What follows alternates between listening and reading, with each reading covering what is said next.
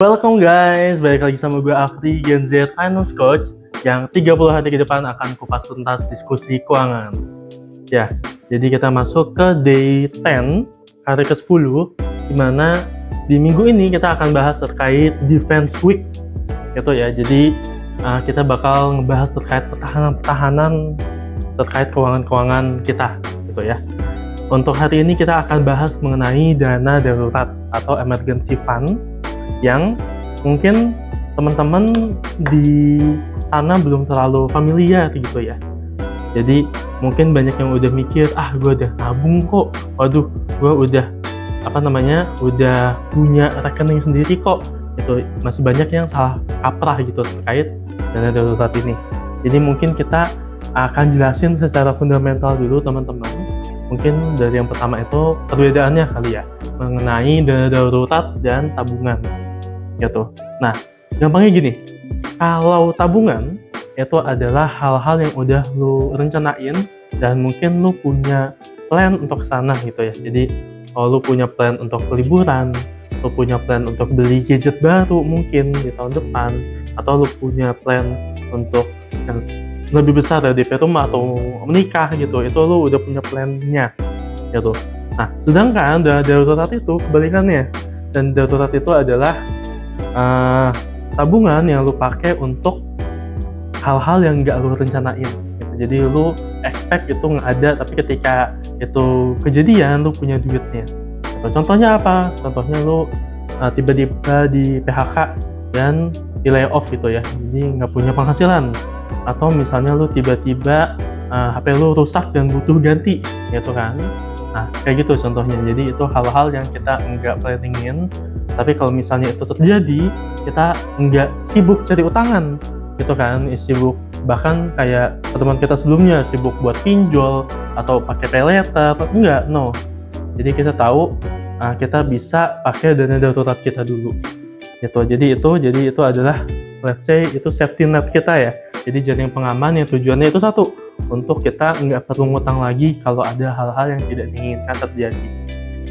So yang tadi ya, dana darurat itu bukan tabungan, jadi haram hukumnya untuk dipakai kecuali emang penting banget, emergency banget gitu. Nah, sekarang kita ngomongin nominalnya nih teman-teman. Jadi berapa sih nominal yang harus gue siapin buat dana darurat gitu ya? Nah, yang pertama itu kita harus melihat dari status lu dulu nih sekarang gitu, karena setiap orang itu beda-beda kebutuhannya gitu. Yang paling simpel mungkin itu kita melihat dari kita itu apakah single atau udah married gitu. Kalau misalnya masih single, masih hidup sendiri, tanggungannya belum ada, itu kita berarti cuma mikirin diri kita sendiri ya. Nah, itu kita bisa bikin kita punya target dana darurat itu minimal di 3 bulan kebutuhan bulanan kita gitu. Let's say kita punya kebutuhan bulanan 4 juta gitu. 4 juta kalau misalnya kita masih single, 4 dikali 3 juta, which is kita butuhnya di minimal di 12 juta gitu rekening dana daruratnya. Itu kalau misalnya single. Kedua, kalau misalnya kita udah married, udah punya pasangan gitu kan, berarti kita dan pasangan itu 2 orang, berarti harus ada secara keputusan itu, secara kalau misalnya ada apa-apa, dana darurat itu cukup untuk kedua kita dan pasangan gitu. Nah, berarti di tingkat 2-in. Tadi yang single 3 bulan, kalau udah menikah itu berarti dana daruratnya naik jadi 6 bulan kebutuhan bulanan. Itu sama, berarti kalau misalnya kebutuhan bulanannya 4 juta, 4 kali 6 itu berarti ada di 24 juta gitu. Nah, setiap nambah anak itu nambah 3 bulan lagi. Jadi kalau misalnya menikahnya udah punya 1 anak, itu jadi di 9 bulan. Kalau udah menikahnya 2 anak, berarti di 12 bulan. Nah, itu dari rumus simpelnya kayak gitu. Nah, berbeda mungkin buat teman-teman yang mungkin secara pemasukan nggak tetap per bulan pasti dapat gitu. Apakah itu freelancer yang kerjanya berdasarkan project, atau misalnya businessman gitu ya, yang wirausaha lah. Nah, itu secara dana darurat itu harus lebih besar lagi gitu.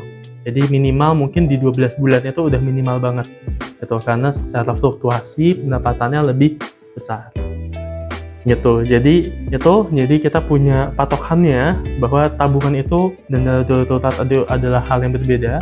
Dan kedua itu setiap kita naik level statusnya, kita naik level tanggung jawabnya, berarti dana darurat yang harus kita tabung jadi lebih banyak gitu.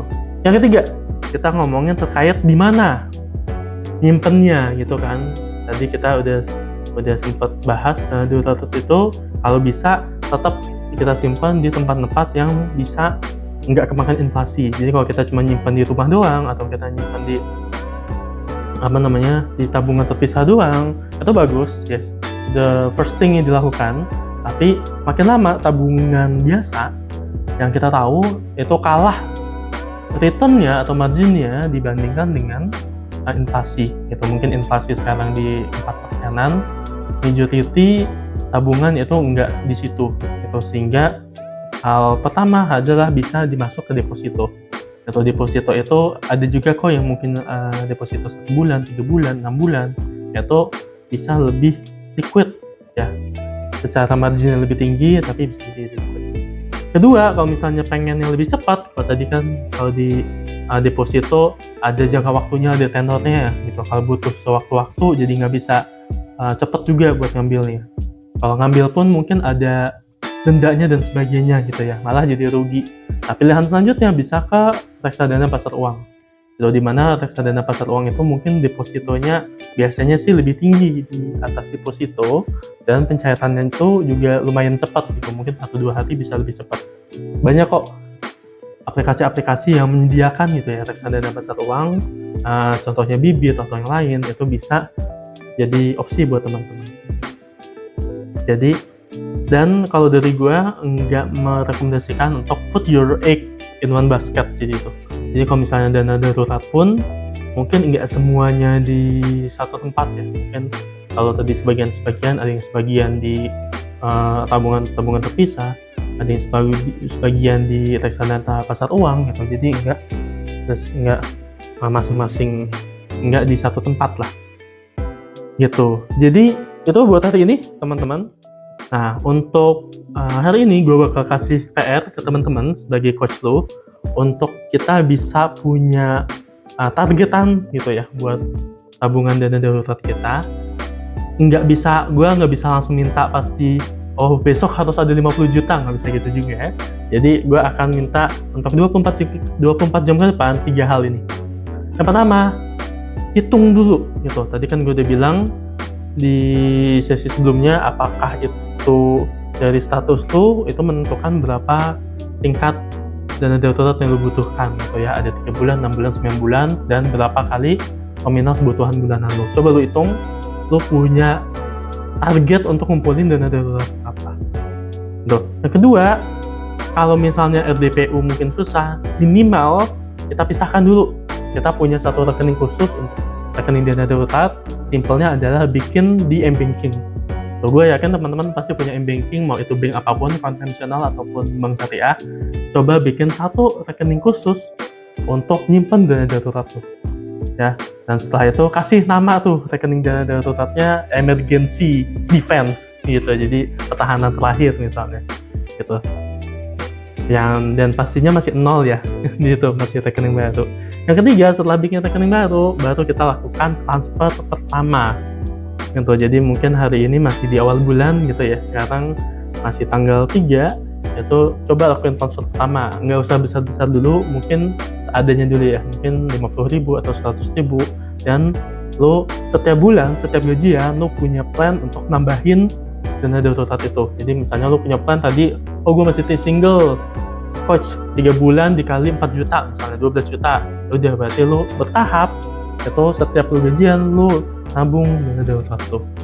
Gitu. Jadi sebelum kita ngomongin investasi, sebelum kita ngomongin hal lain, ini fondasi dasar yang harus lo punya dulu biar lo lebih tenang lah gitu ya. Jadi lo punya defense mechanism bahwa kalaupun ada apa-apa gue masih punya duit gitu ya yang disimpan untuk emergency, dan itu membuat kita jadi tenang, kita jadi lebih produktif dalam kerja dan sebagainya. Gitu. Jadi itu buat hari ini teman-teman. Buat besok kita bakal bahas yang lebih detail lagi mengenai utang produktif dan utang konsumtif gitu, dan apa aja yang kita bahas untuk mengenalinya dan gimana strateginya gitu teman-teman. Seperti biasa, kalau misalnya teman-teman merasa video ini bermanfaat, boleh di like, di komen apa aja yang insight yang bisa didapat hari ini, dan jangan lupa subscribe dan nyalain tombol notifikasinya, gitu, lonceng notifikasinya. Gitu. Segitu dulu buat hari ini, kita ketemu lagi besok.